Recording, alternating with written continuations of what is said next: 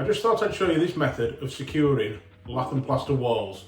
This is particularly useful if you're working on a listed building because of the constraints on what the planners and the conservation officers will allow you to do.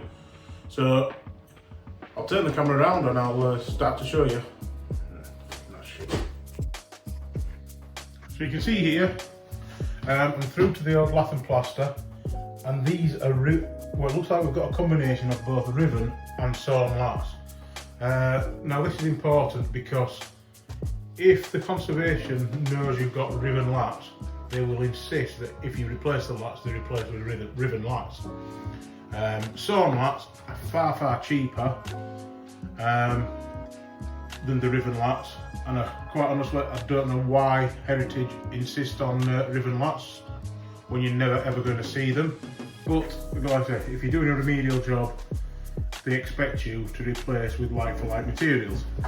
Now over time, even though when you look at the wall, it's pretty solid, but when you touch it in places, I mean, you can't tell now much, but it was flexing, and that's because the plaster hooks have basically dropped off from the back of the laths. So again, a method that is acceptable to Heritage is to use screws and washers to mechanically fix your plaster back. You know, and this method of fixing has been used on many Heritage jobs, and it works well because these washers are special plaster washers. They're very thin, so if you fill over them, you'll barely see them, and if you decide you're papering over them, again, a fill and a rub down, and you'll not see those screws and washers, but the wall is solid.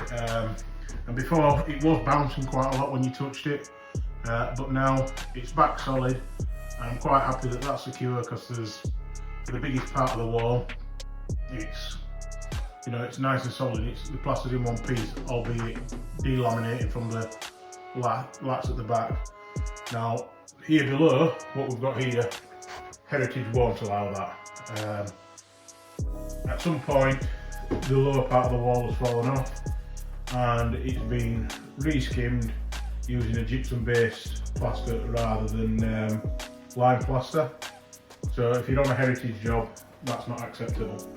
But in all honesty, if you use either hard wall or you use bonding coat onto the lats and then skim with gypsum plaster, you get a really solid wall that works. But it's not acceptable to Heritage.